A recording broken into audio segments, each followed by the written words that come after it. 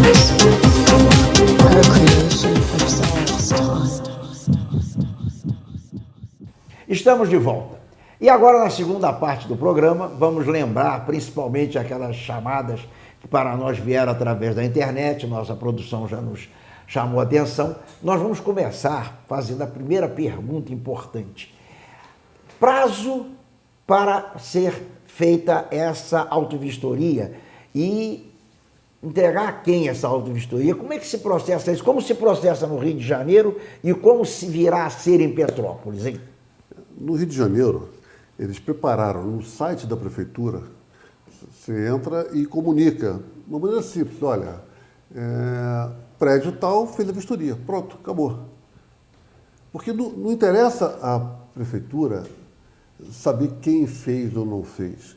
Interessa o seguinte, a pessoa fazer e tomar conhecimento dos problemas que ele tem no imóvel. Essa lei, eu volto a falar, foi muito bem feita, foi muito bem elaborada. E nós não estamos acostumados com isso. Nós estamos acostumados a ser tutelados. Né? Sai a lei e tem alguém para te fiscalizar. Não, nessa lei, o fiscal é o síndico. É você mesmo. É o proprietário. Exato. Mais ninguém. Mais ninguém. Inclusive, eu costumo comparar o seguinte, isso é como o imposto de renda. Você declara o que você quiser, isso é imposto de renda, certo? Se você cair na malha fina, o fiscal, aí sim você tem que esclarecer e justificar aquilo. Na verdade, o mesmo acontece com a autovistoria.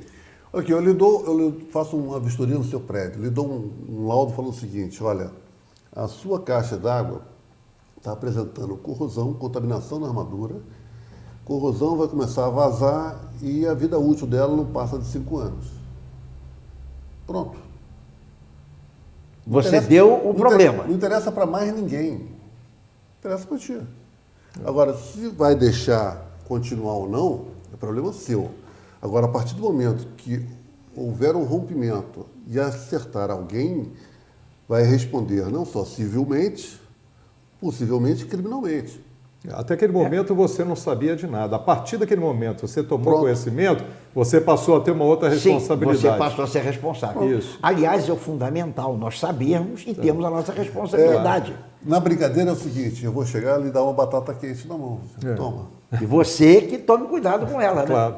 Mas e uma coisa, e além disso, essa autovistoria, ela engloba tudo. Elétrica, gás... Nós somos 4.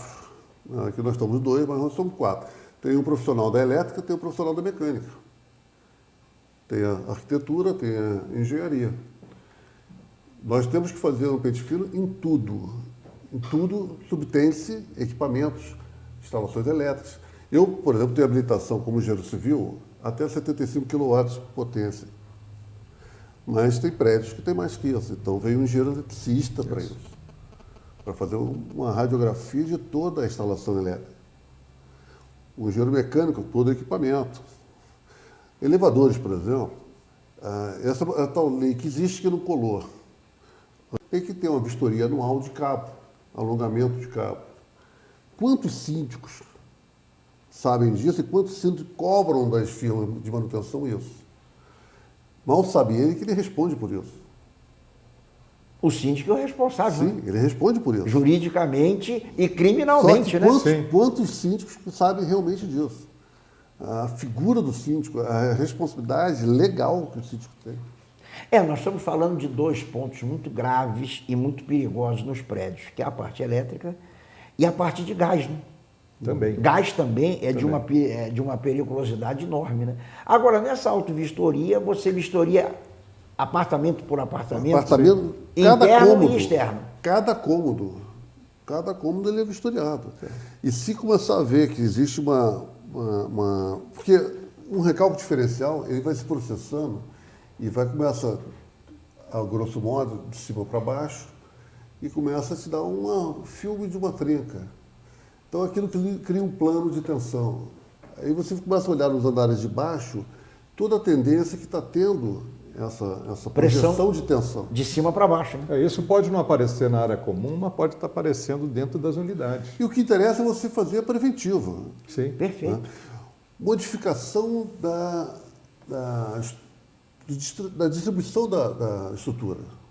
Isso é muito comum, nós estamos vendo muito disso. E olha que interessante, todas aquelas obras irregulares que foram feitas, o cara mudou, tirou parede, se for autoportante, já vai ser denunciado problema estrutural. Né? Aí começou a aparecer trinca nos andares de cima, porque o andar de baixo foi retirado uma parede, esse é o culpado. Porque muita gente pensa que todo prédio é construído com vigamento e pilar. Nem mas nem sempre todo, é. nem sempre. Às vezes você tem parede autoportante. O estrutural. autoportante, a própria palavra fala, ele se porta. Se porta, né? As paredes substituem os pilares, não existe pilar. E as vigas. E prédios, não são prédios pequenos. A sede do Flamengo, por exemplo, lá no Rio de Janeiro, no Morro da Viúva, são 19 andares, autoportantes. E hoje Não tem tem pilar. prédios sendo construídos assim, aqui mesmo, na Sim. Samambaia, tem agora uma construção feita toda com parede Aí você não autoportante. pode sair tirando qualquer parede, não pode ir alargando qualquer parede. Sim, você tem uma pressão estrutural que a amarração, não sei se o termo correto, a amarração de vigamento, ela vai travando as colunas. Ela vai distribuindo. Exatamente. Ela vai As distribuindo a forças são tensão. naturalmente E a feitas primeira- por quem conhece, né? E a primeira demonstração da sobrecarga, do desvio, é o surgimento de trinca. A fissuração não é qualquer fissura.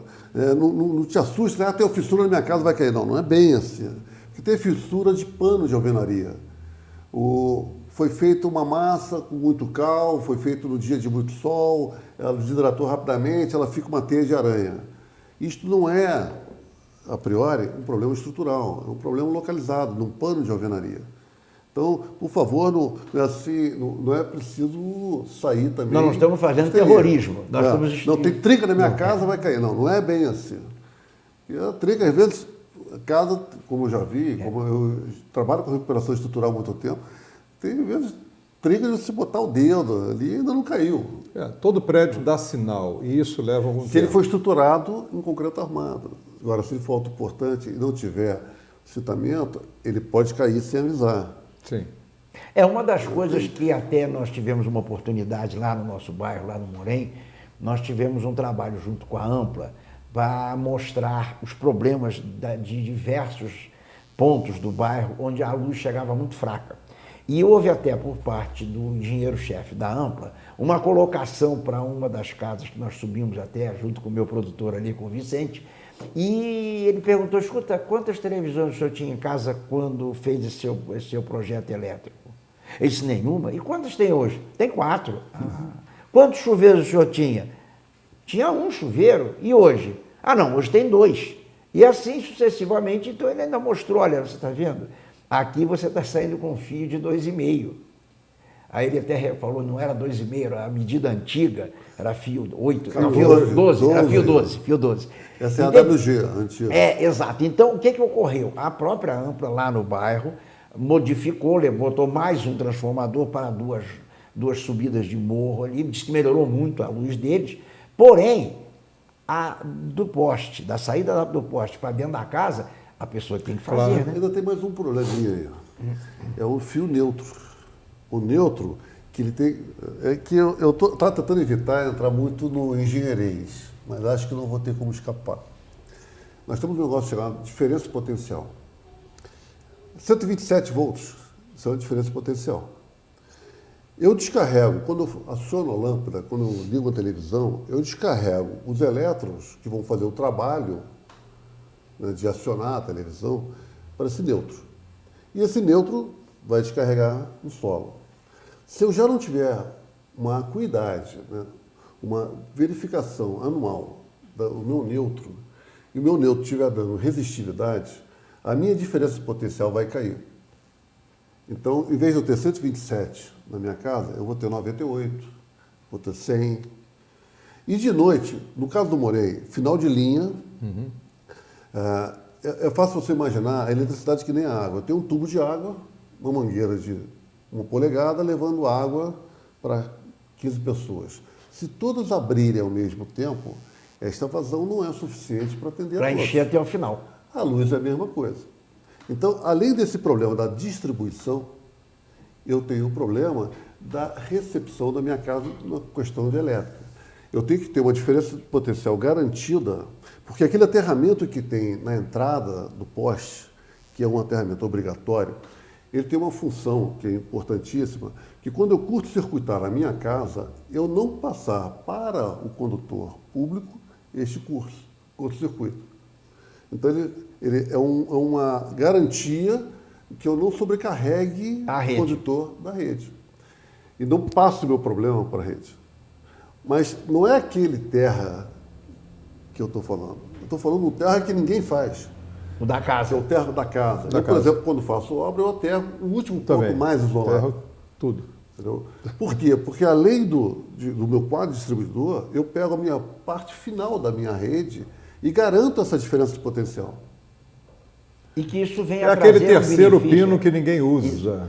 Você vem trazer benefício para manter o equipamento. Né? Aqui, ó. O chuveiro elétrico tem aquele fiozinho verdinho. Verdinho com a fita Todo amarela. mundo pega e amarra ele no tubo. Pega e põe no neutro. Ou pega no neutro. Ou no neutro. Pior do que botar no tubo é botar no neutro. neutro. Por quê? Corrente alternada. Começa por aí, é um outro detalhe que também não vou entrar, porque senão nós vamos te estender. Mas eu estou descarregando, inclusive a minha garantia de não levar choque.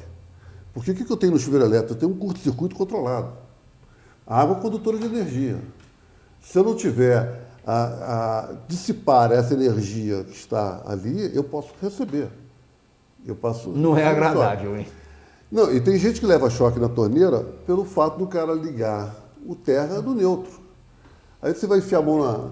Isso é muito comum com duas. O cara fazer 220 com duas fases. Porque nós temos 110 volts daqui. Para você fazer 220 volts, você pega duas fases 110 e liga. Só que você só interrompe uma. O chaveamento de interrupção é só numa fase. A outra fica ligada direto. E pega o neutro, põe o terra no neutro. Esta energia que está lá dentro, ela vem para a tubulação e você leva o choque. Tem gente que leva choque. Na hora que põe tá fita tomando banho, isolante, bota a mão inclusive, na torneira. Pode saber que esse chuveiro de 220 volts e o aterramento não existe. Mas isso é quebra galho. Isso aí pode até matar. Pode ter uma descarga e matar a pessoa. Agora, nós voltando à nossa lei, você fala que também a parte de incêndio, de prevenção, de saída de emergência, isso tudo está dentro da autovistoria? Tá. Quer dizer que então o próprio bombeiro, quando pode te solicitar, se você tem autovistoria, você já está apresentando o que o bombeiro pede, né? Sim. Mas deixa eu falar uma coisa aqui, colocar. Às vezes, o prédio tem um projeto de prevenção de incêndio, executou todas as obras, colocou as mangueiras devidas, tem a porta corta-fogo, tem a escada enclausurada, tudo direitinho. Com o uso do prédio, então ele começa a tomar, aquilo tudo começa a ter outra função. Primeiro que não há vistoria nas mangueiras, então isso acaba que o dia que precisar o ressecamento já perfurou elas todas. Tem mangueira que está amarrada até hoje com aquele atilho de plástico. E às vezes, e o pessoal bota lixeira dentro da escada, né? Dentro da escada enclausurada.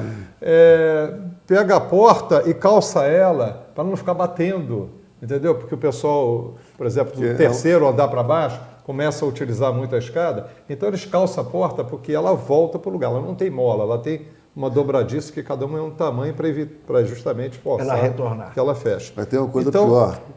Se tiver um incêndio, a escada vai ser invadida pela fumaça e até pelo fogo. E o cadeado nos prédios mistos. Isso é um crime. Isso é usual. Isso ocorre aqui em Petrópolis, em vários prédios. Você tem um prédio misto. Então você tem o comercial até a sobreloja, dali para cima você tem o residencial. Não é? Então, para evitar que haja roubo ou que alguém invada os apartamentos, alegando que vai à sobreloja e depois passa para os apartamentos de cima, o pessoal mete uma grade isolando o residencial do comercial. Se houver um incêndio, a primeira coisa que é feita é a energia que é cortada, o elevador para. Todo mundo desce pela escada. Quando chegar ali, o que vai acontecer? Não tem passagem. Vai morrer todo mundo atrás daquela grade. Mas realmente. isso não existe fiscalização para isso, infelizmente. Porque se houvesse, eu conheço pelo menos há mais de 20 anos esses prédios todos com a mesma grade. Uma coisa que é interessante alertar, todo sinistro, né, toda seguradora, a primeira coisa que ela vai querer conferir é se o sistema de prevenção e combate a incêndio está de acordo com o que foi previsto.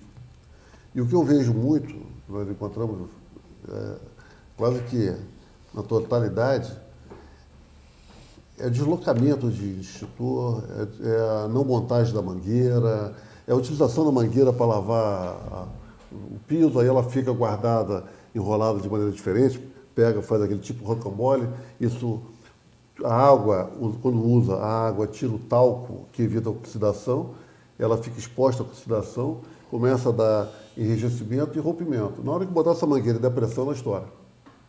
Então ela não vai funcionar. Nenhuma seguradora vai pagar. E as bombas, as eletrobombas? Você tem um pressurizador lá em cima e duas eletrobombas. Se elas não forem ativadas permanentemente. No momento em que for necessário mesmo, tem uma gachetazinha que gruda e ela fica agarrada. E a bomba não vai funcionar e a água não vai sair onde tem que sair. Bom, Paulo, até pelo nome já atrapalha, né? Já chama bomba, né? Já chama bomba. Eu lembro muito do tempo que nós tínhamos poço em casa, hoje não se usa mais, até desativamos, mas aquilo era um inferno. Você ia lá, rodava o eixo e a bomba era autoaspirante, era um inferno aquilo. Mas que era um inferno que dava água, que a gente, graças a Deus, tivemos água há muito tempo por causa daquelas bombas, né? Você tem, para cada tipo de elevação, de recálculo, uma bomba específica. Sim. No último prédio que nós fizemos vistoria no Rio de Janeiro, foi até gozado, porque nós chegamos, um subsolo, botaram a bomba aspirante para a água servir. Esgoto? Uma. Aí nós comentamos, olha, essa bomba aqui não é adequada, ela não é propícia a lidar com líquido contaminado, né? E ela aspirante, ela tem problema no cravo, ela pode travar o cravo, não vai puxar, e uma bomba só, vocês não têm bomba nenhuma. Nós saímos do prédio, não deu 12 horas, liga a síndica. Pô, que de ouro, hein? A bomba pifou e eles ficaram sem ter como esgotar a água o depósito de esgoto do próprio prédio, né? Porque é um subsolo que fica abaixo do nível da rua. Então tem que ter essa elevatória. A elevatória para jogar para fora. E tem bomba específica para isso, tem. É um meio ácido. Não é uma autoaspirante. Nós estamos falando de uma coisa recorrente, que é educação. Existe um problema que o país sofre muito, que nós precisamos buscar o conhecimento. Realmente, um médico, um engenheiro, um advogado, um dentista, custam caro. Sim, eles custam caro pelo que estudam. Eu só te corrijo, desculpa te corrigir. Não, mas deixa eu chegar onde eu quero. Custa mais caro não usá-los. Veja bem, custam caro quando você pergunta quanto custa para você fazer um projeto. Custa X um projeto. Agora, veja bem, quanto te custa quando dá errado? Isso. Ou quando você gasta muito mais do que você deveria ter gasto com aquela coisa. Se você procurasse alguém que te desse uma orientação profissional, é o caso de saúde, por exemplo, quantas vezes o indivíduo tem um problema sério e ele não procura um médico, ele não faz um exame. E... balconista da farmácia para tomar remédio. Mas exatamente por essa cultura que nós temos, a saúde, por exemplo, em vez de nós fazermos uma preventiva, nós só fazemos uma paliativa. Uma corretiva.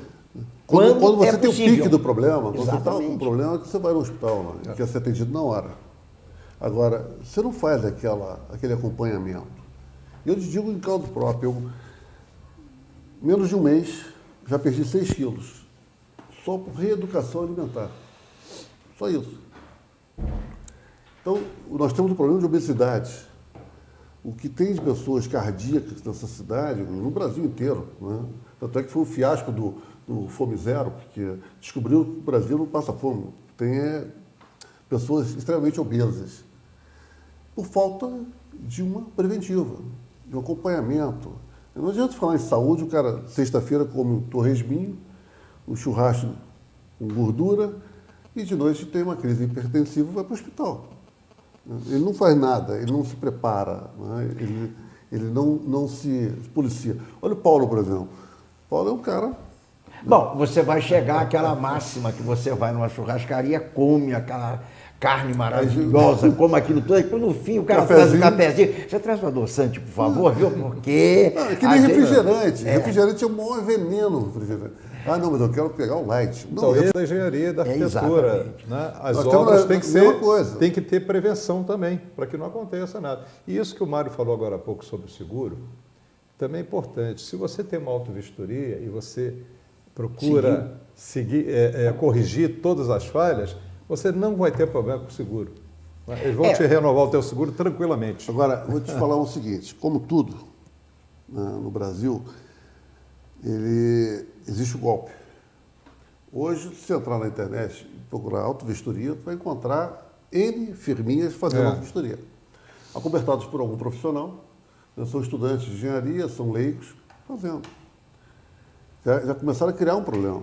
Sim, mas nós precisamos de ter a conscientização de que essa autovistoria ela é favorável coisa séria. a nós todos. É coisa séria. Nós todos. Entende? Realmente, eu acho que essa nossa entrevista aqui com vocês hoje foi muito produtiva, porque nós chamamos a atenção para um fato em que a nossa sociedade não está sabendo, não está conhecendo. É muito importante que nós passemos. A lei é a 6.400, é uma lei estadual. Entende? Do ano e é passado. muito importante que, inclusive... Isso sobrepõe o município. O município tem que exato. E uma coisa importante, ela nos traz toda uma malha de recurso para todas as áreas. Você tem o recurso da parte do bombeiro, você tem o recurso elétrico. Tudo isso é importante para que se mostre aos condôminos e aos proprietários de imóveis mesmo, com mais de 1.000 metros, não é isso? Mais 1.000 metros, quem pode ter um andar, mas tem marquise que tem que fazer. Marquise externa, que cobre para a rua, onde passam as pessoas naturalmente. E olha o que tem de coisa irregular aí. É só olhar as marquises e vai ver condensadores instalados em cima. Tem a lei municipal de postura que proíbe e tem o cálculo estrutural que não foi feito para isso. Essa vibração recorrente, esse peso a mais As unidades condensadoras de isso aí ar-condicionado. vai dando fissuração, começa a propiciar corrosão e um dia cai. Olha, nós temos que chegar à conclusão que precisamos de evoluir muito educacionalmente e prevencionalmente, porque prevenção é uma coisa fundamental para que nós consigamos levar à frente. Nossa produção ali, o meu contra-regra já me sinalizou que nós estamos, infelizmente, chegando quase ao final do nosso programa. E eu gostaria de deixar os microfones para que vocês fizessem a despedida e dessem, inclusive, a orientação para quem quisesse conversar com vocês. Naturalmente, vocês estão abertos a fazer esse trabalho, porque é a função de vocês, né? Agora, deixar bem claro o seguinte, não somos só nós. Sim, qualquer perfeito. profissional, qualquer engenheiro, qualquer arquiteto tem capacidade, tem habilitação para isso. Nós estamos fazendo. Não quer dizer que sejamos... Não são vocês os únicos, mas vocês estão dentro mas que é do que é muito necessário. interessante, que é muito interessante, muito importante essa vistoria, bem feita. Né? Realmente, as pessoas que forem fazer esse trabalho, o intuito de realmente fazer um pente fino, como prevê a lei, para que as pessoas tomem conhecimento dos problemas que estão por vir e como solucioná-los. Sim, e dentro da casa que eles moram, né? Sim. O indivíduo está dentro da casa, ele está Ou debaixo trabalham, do ou teto. Se visitam. o teto descer, vai cair na cabeça dele. Sim, Em primeiro lugar, pode cair na cabeça de outros também, mas a dele é primordial. O que aconteceu com o prédio aqui na Imperador, se tivesse ocorrido a autovistoria... A tempo não teria acontecido. Não teria acontecido. E essa auditoria tem que ser feita a cada 5 anos. Viu? Felizmente, só machucou um pouquinho, mas não teve consequências piores. E só para aproveitar o gancho, estava falando do custo. Nós praticamos a tabela do Instituto de Engenharia Legal. Então não tem surpresa nenhuma, não é nenhum preço assustador. Absurdo. É conhecido, é X, acabou, está aqui, não tem nada a esconder, não é pela cara do cliente. Nem pelo aqui, imóvel. Não. É pelo trabalho realmente, Exatamente. para fazer a coisa bem feita, entregar um relatório no final muito bem detalhado, priorizando, inclusive, todas as obras que têm que ser feitas. Como é que nós conseguimos falar com vocês? Nós temos um e-mail, né, arquitetura@paulovasques.arc.br. Tá? Seria através desse e-mail aqui. Algum telefone? Tem, o 999-49-6710. Nós já distribuímos esse panfleto aqui. Folderzinho. Eu tenho a parte para o condomínio. E aqui Deixa isso atrás com você. tem toda a parte, o endereço, Todos os telefone, detalhes. Aqui no rodapé. Nós agradecemos muito a presença de vocês. Esperamos que tenha sido bastante ilustrativo para os nossos telespectadores. E, com certeza, nós continuamos com a mesma base na nossa ideia. Queremos levar as coisas que são úteis a toda a nossa sociedade. Eu poderia até aproveitar um gancho. Caso queiram fazer alguma pergunta, estamos abertos, podem fazer para o programa nos aciona, nós responderemos. Ou através do próprio e-mail. Do programa, ou através do e-mail, sem problema nenhum. Maravilha. Estamos abertos para qualquer apoio, como não poderia deixar de ser a figura do arquiteto e do engenheiro. Nós somos profissionais de apoio. Né? Naturalmente. Muito obrigado pela Nós é que presença de agradecemos. vocês. Com certeza, eu acredito que os nossos telespectadores ficaram bastante ilustrados sobre isso e qualquer dúvida, podemos usar o e-mail. Eu gostaria de agora, no encerramento do nosso programa, trazer para vocês uma notícia que deve ser muito alvissareira lá para o nosso bairro do Morim. Sexta-feira estaremos reunidos com as autoridades, a Associação dos Moradores, a comunidade, as escolas, para a revitalização do espaço esportivo do Cruzeiro do Sul. Maravilhoso espaço que hoje Petrópolis conta com 3 espaços em condições, Cremeri, o novo aqui na Ipiranga e o Parque de Exposições. E o espaço do Cruzeiro é tão bom quanto os outros espaços e com a vantagem de uma disponibilidade de estacionamento, de uma série de fatores. Aguardaremos na próxima sexta-feira, inclusive pretendemos levar nossas câmeras para ouvirmos lá as nossas autoridades presentes sobre como faremos para dar aquela revitalização que desejamos. Mais uma vez falamos da nossa fanpage, Bairro em Ação, e o nosso e-mail, que o nosso produtor Vicente sempre me fala para não errar. Vamos ver se eu não consigo errar. bairroacão@gmail.com. Acertei, Vicente? Que bom, desta vez foi tudo bem. Queridos telespectadores, muito obrigado. Até segunda-feira que vem. É um grande prazer estar com vocês. Que Deus nos abençoe nessa semana, que seja muito produtiva para todos e uma boa tarde.